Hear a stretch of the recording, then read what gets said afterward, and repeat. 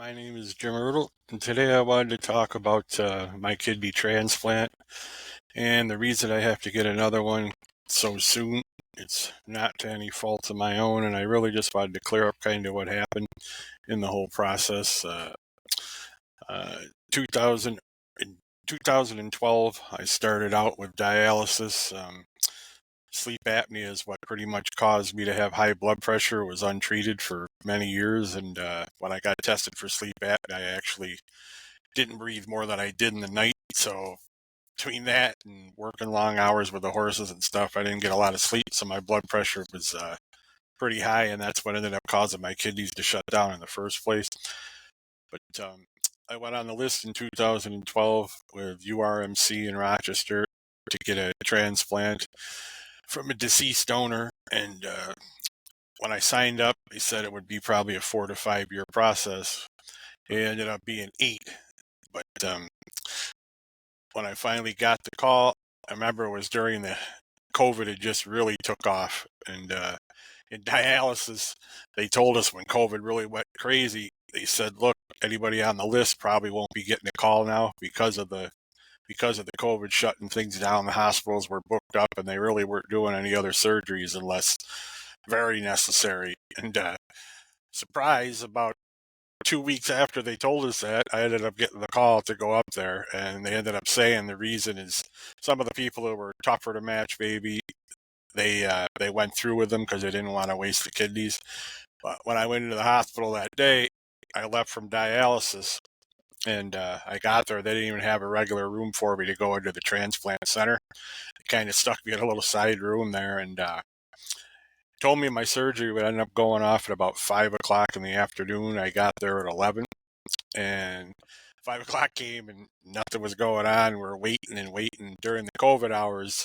My girlfriend Renee, she had to leave after 4 hours. They were only letting people visit for 4 hours. So she took off, and time kept going by, and I kept asking them, I'm like, geez, what's taking so long? You know, and they says, well, we're testing the kidney, making sure it's good. And then another hour or two went by, and I was like, gee, well, you don't know if it's good yet. Well, we're waiting out an operating room now.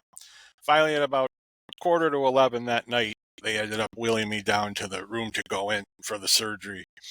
And I got the transplant on the 4th of July of 2020. I remember waking up, and they got me to my room. They told me I was making urine and everything, but the kidney hadn't really started filtering yet, and that's not unusual. But at least I was making urine. Uh, when they give you a transplant, they take you off of all your medications right away. So all my blood pressure meds and anything that I was on before that, I no longer was on. So of course my blood pressure was a little bit out of control afterwards, and down the line, I found out the kidney had some problems as why. But at the start, we were just kept waiting. They said, you're making urine, so eventually we think it should kick on. You're making urine, but it wasn't filtering. So 3 days went by, and they said, look, we're gonna give you a transplant, or a dialysis treatment. Sometimes a dialysis treatment can kickstart it to jump in. So I went to the dialysis unit in URMC and got a treatment. They only made it an hour and a half treatment instead of the normal time that it would take. But when the guy went to pull the needles, he pulled out of the fistula, and I really wasn't paying attention. Normally, when they pull the needles, they have to hold them. The patient will hold with a thing because there's a lot of pressure. They're 14 gauge needles, and it's quite a hole. He pulled it. When he did, he went through the top of my fistula with the needle before pulling it. So now I had a hole in the top of the fistula and the bottom, and he just stuck a Band-Aid on it, more or less. I didn't even think about it, and he pulled the other one right away. Well, it was like a horror movie when they overdo it with the blood and it just flies all over the place. That's how it kind of looked, and the guy panicked. I was like, buddy, you got to put pressure on them. He's, I don't know, I never had this happen. I just came here. This was my first or second day, and he was a regular phlebotomist where he just did blood draws with the little needles, like the 18s or 19s or what they are, and he didn't realize the pressure. So luckily, the uh, the head woman had walked by the door, and she looked in and she says, "Oh my God, what's going on? What?" And she had to go get her smock, and they patched me up and everything, took me back to the room. But that was just a side story. But I got there, they left the blood all over me and everything. When I got back to the transplant center, they couldn't believe it. They're like, "What happened?" And I told them, and needless to say, the head nurse called down there. I don't know if that guy got fired or what, but he probably didn't have a very good day after that. But anyhow, it still was doing the same. My creatine was right up to about 13 or 14. It was actually higher when I was on dialysis. And I remember starting to feel, pretty down about everything. I bloated. They give you a lot of fluid before the operation to open you up so you're having. So I had gained like, I think 35 to 40 pounds just fluid alone from the surgery. So I was massive, and like moving around when they have you get up, like the very next day you got to get up. She says, "I want you to pull yourself up and sit up on the bed." And I remember doing that, and it's a little bit of pain. And she's okay. She says, "I want you to now stand up." They put a walker in front of you, and she says, "I want you to stand up because you got to stretch that out." I tell you, that was the most pain I felt out of the whole deal. But after that, well, med-wise, I got off meds right off the bat. They were giving you Oxycontin. They had an injectable, I think, Diblotid or whatever. That would take the pain away. I didn't want the Oxy. I told them you can take that. I took, I think, one pill of that, and I just went to Tylenol after 2 days. The pain factor was, I really was good with the pain. It wasn't bad at all. But the transplant anti-rejection meds were pretty rough.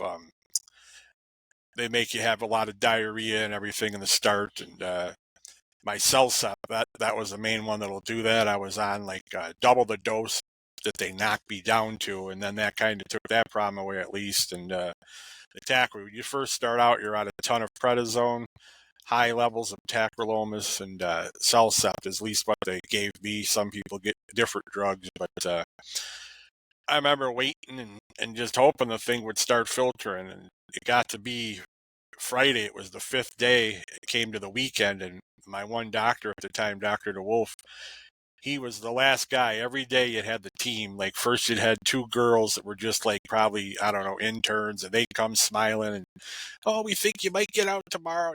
I knew there was no shot of that. Finally, I learned to just forget about whatever they said. They were more or less just trying to make you feel better. But I went down, there was about 6 visits every morning.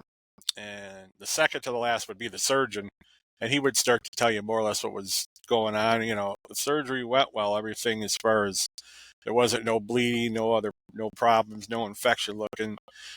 And he said, "We're just going to continue to watch and hopefully it'll kick on." But the last guy was Dr. DeWolf, was a nephrologist, and he would come in and tell me the real deal, more or less. He told me that Friday, he goes, "Look, I'm going to be gone for the weekend." He says, "I got a good feeling, though, because you're making so much urine." He says, "It's good to probably kick on over the weekend. You might get out of here before I get back on Monday." And sure enough, come Sunday morning, they came and says, "Look, it's turned the other way and you're starting to head down." And later that day, I was sent home. But I was sent home with they give you the catheter, and I had to wear mine more because your bladder shrinks throughout dialysis because you don't urinate as much. So they put that catheter in and blow it up and keep it in there. I ended up wearing my catheter for 16 days, and they try to make your bladder stretch out so it can hold more amounts of urine so you're not going anymore. But fortunately, the catheter they sent me home with, they have a travel one that just hooks to your leg. And the girl sent me home with that.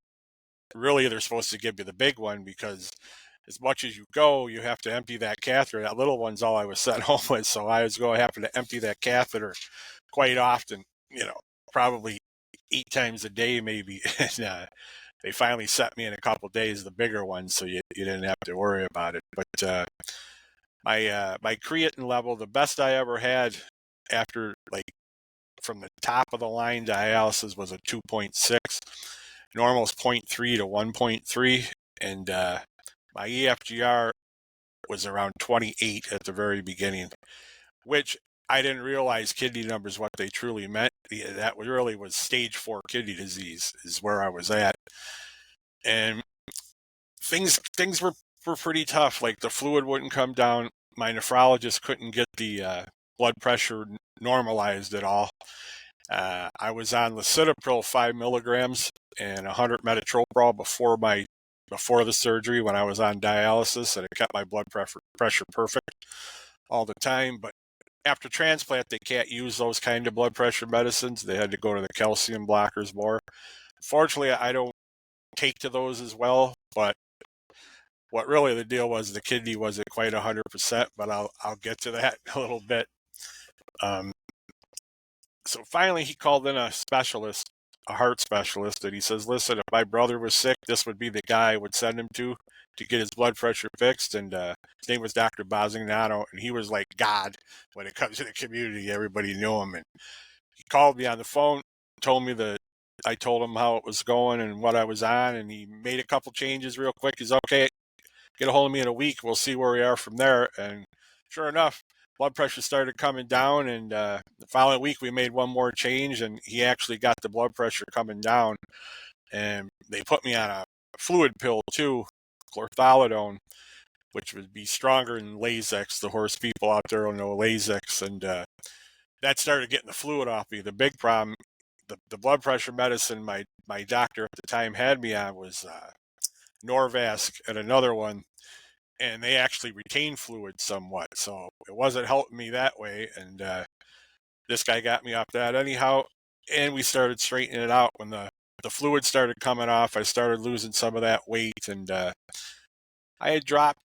You have a lot of extra fluid anyway from being dialysis. You always carry that around. So on dialysis, I was around 249, 250 pounds, and I started getting down to about maybe 230 and it was fluid more or less because I could barely walk to the bathroom because all that fluid was on me. It was all laying around your lungs and it was tough to breathe, but they told me you got to move around. So my house here, there's a circle kind of, you can walk through the rooms, and I just kind of did laps that way on the circles. And I didn't want to get on my treadmill at the time. Just, you're not really stable, and but it worked, and it got better and better. And finally, I got to get on the treadmill and start to walk a little bit. But throughout this whole process, my creatine numbers at EFGR was not ever getting any better. I was averaging around, a creatine reading would be around 2.9 to 3, and that's basically where I leveled out at. So they were constantly testing me for all different, there's a lot of different viruses, different things that can happen from transplant, just trying to see if I was rejecting the kidney. And they always come back that I wasn't rejecting it whatsoever, which was good. But still, all in all, the kidneys wasn't filtering. At the time, I didn't realize just how bad that the EGFR numbers were, what that meant. With horses, I knew how to read a lot of bloods because we took the blood on them all the time. They're athletes, your normal white count, red count, hematocrit, all the regular bloods. But as far as kidney readings with creatinine and the EGFR, that was new to me, and I was trusting the doctors. They always told me, "Yeah, you're doing fine. We got plenty of patients that run with a higher EGFR." So I was taking their word for it, and I knew something kind of wasn't quite right because I sure didn't bounce back the way a lot of the people I knew from dialysis after transplants. After a week or two, they were looking good. They'd come back and visit, and I know I wasn't going nowhere. For the first 5 to 6 months, I still had plenty of fluid on me. It was really ridiculous, and low. It travels low, and in the end, the last place to go out of you with the fluid, not to be gross or nothing, but it's your testicles. And mine were about the size of cantaloupes for about 5 months, walking around like it was no fun whatsoever. And I kept asking them. They said, it'll get better. It'll get better. I mean, everything was always, don't worry about it. You're doing good. And finally, they did go down, thank God, but it took a long time. So really, the first 6 months to 8 months after transplant, I really had a tough time. I didn't feel very good at all, no matter what. But I still knew at least I wasn't going to dialysis, so I was still happy, and I figured, hey, they're saying I'm doing all right. It's going to get better, and that's the way I lived. So after about a year or so, I got to where I could do the exercises and everything, and I was walking on the treadmill. And problem was, with all the meds that you take, prednisone being one of the big ones, it makes you want to gain weight. I was able to not have the cravings for eating. That wasn't a big problem. I was only taking in about 16 to 1,800 calories a day, but I noticed I started gaining a half pound a day, a pound a day, and even with walking on the treadmill. So It had been about a year and a half had gone by, and I started getting worried because I knew if that continued, it wasn't going to be good for this kidney, especially when the numbers weren't as good as where they really wanted them to be.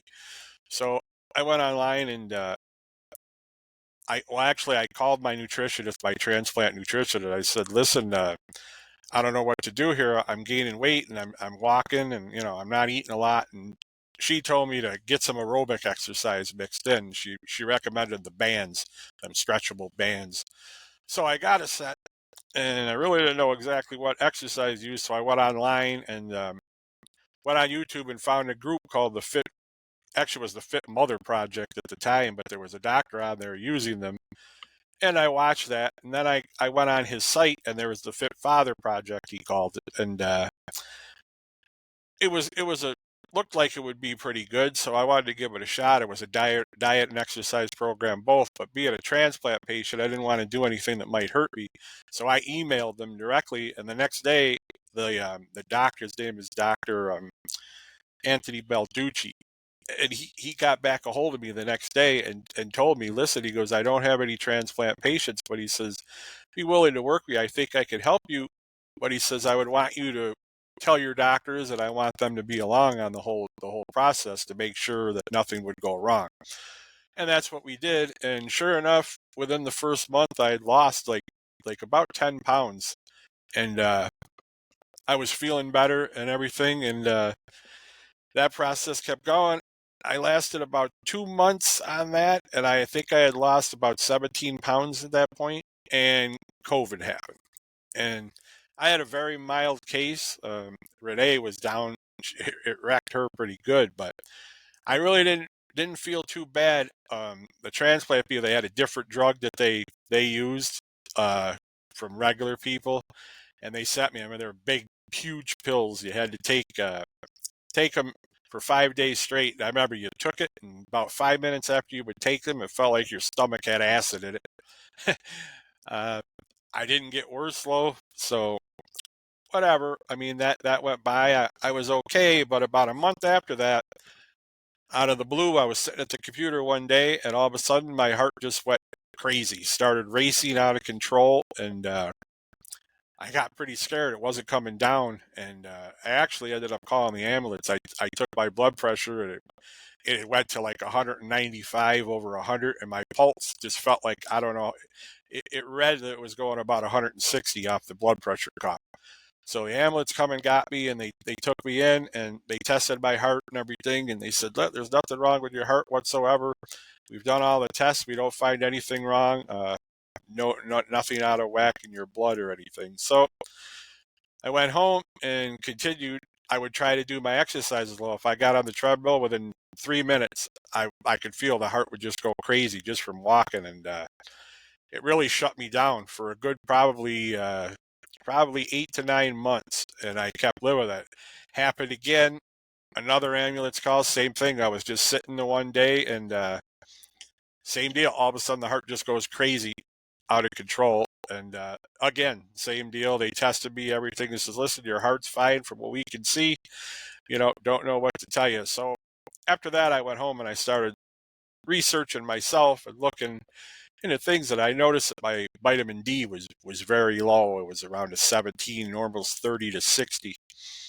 And I called the doctor. I says, geez, doctor, I says, I had read on there that sometimes that could cause palpitation mixed with possibly a low calcium in your blood, low magnesium, which at the time I had all three of those. So I mentioned it to him. He says, "Oh, we don't want to put you on vitamin D." He says that can cause some effects with other parts of the kidney process. We don't want to. So this is okay, And another couple of weeks went by, same issues, like still heart just beating out of nowhere, and I can't keep going like this. So I got a hold of my nutritionist again, and I told her, I says, listen, Danielle, is there anything I can eat that'll get me more vitamin D in to help me? She goes, well, what's up with your D? Let me bring up your chart. And she looked, and she's, oh my God, Jim. She goes, that's actually dangerously low. And she says, yeah, that could possibly be causing your heart palpitation issue.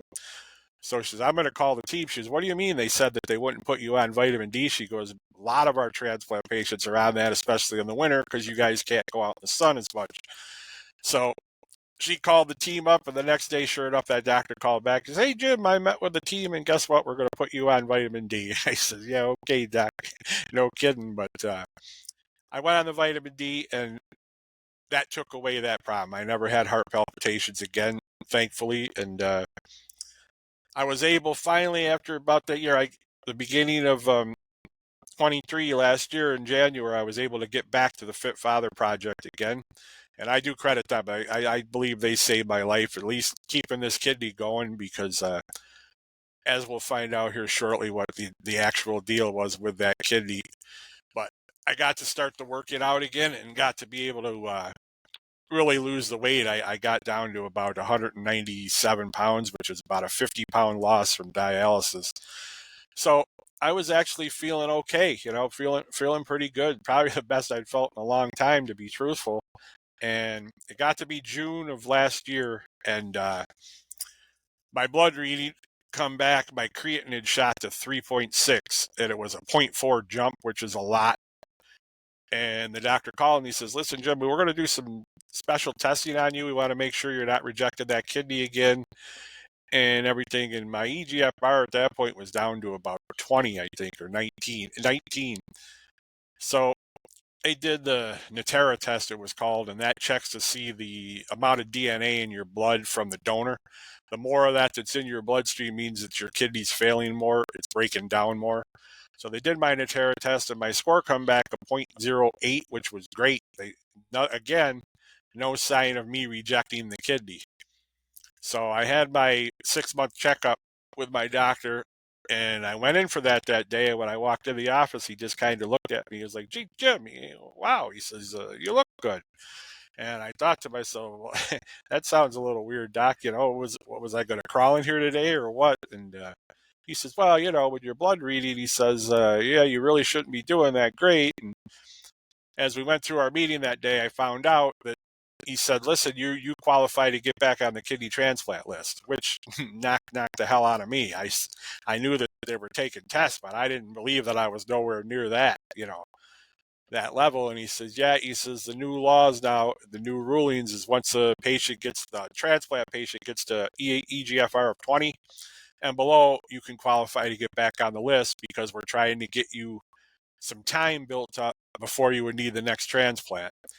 So yeah, it was pretty much crushed. And then I called the actual that guy was a physician's assistant that I got turned over to after the critical parts were done. But I called my actual nephrologist, and he was the guy that chose the kidney and everything. And I says, "Doc," I says, what's going on here?" I says, "If all these tests keep coming back good, why is my kidney function bad to get to that?" And he says, "Well, Jim," he says, "if we go back to that kidney biopsy we did, and that was done 3 months after the transplant," he says, when you look at that, he says there was 40 to 50% scar tissue in that kidney, and arteriosclerosis quite extensive." And I said, "Wait a minute, doc, no, nobody ever told me nothing." I said, "All you ever said is how I was doing so good.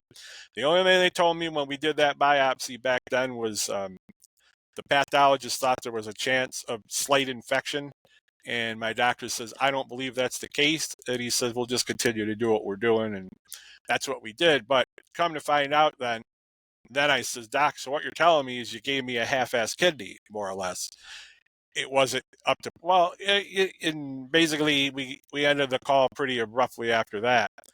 But I went back and found the report and read the notes from the pathologist, and that day he stated right in there, massive amounts of scar tissue, 40 to 50%, that had to be missed pre-screening before transplant. And the kidney probably should not have been used, but it slipped through somehow. And the hospital, they just said, "We can't guarantee." Could have been the needle placement, because they give it a biopsy before they use it, of course. They test it, and more or less, they never really wanted to admit that there was a mistake made there. And don't get me wrong, because I don't want to say things wrong. I'm very grateful. The donor, it was a deceased kidney, of course, and that guy is dead. I never did know his name, but I am still alive, and it's been through will. I mean, my doctors up there call me their miracle patient for quite a while. And I really probably not supposed to. That's where I say I think the diet and exercise program has really been what has gotten me through for sure. Because if I would have continued with any weight or not been able to, I think that it would have been a bad outcome. But the kidney at least has gotten me this far, and it's continuing. I'm definitely in the search for a new live donor this time because I did 8 years of dialysis. The average lifespan on dialysis, they say, is like 5 to 7 years. So I already have 8 under my belt. I got through it without any real heart damage, or my bones are still good. DEXA scan, and I stay positive, and that's what you got to do. I mean, if you don't, you're gonna fold. That's it. But I keep going. I mean, I don't feel bad. Like, other than my kidney numbers, like I just got my last physical. They says it's terrible because all your other numbers are great. Like, I don't have diabetes, I don't have cholesterol issues, I don't have anything else. It's the kidney issue. But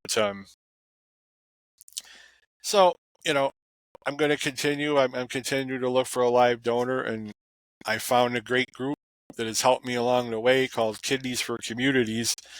And what they do is work with groups that you are involved with, and they'll help you to get your word out in those groups.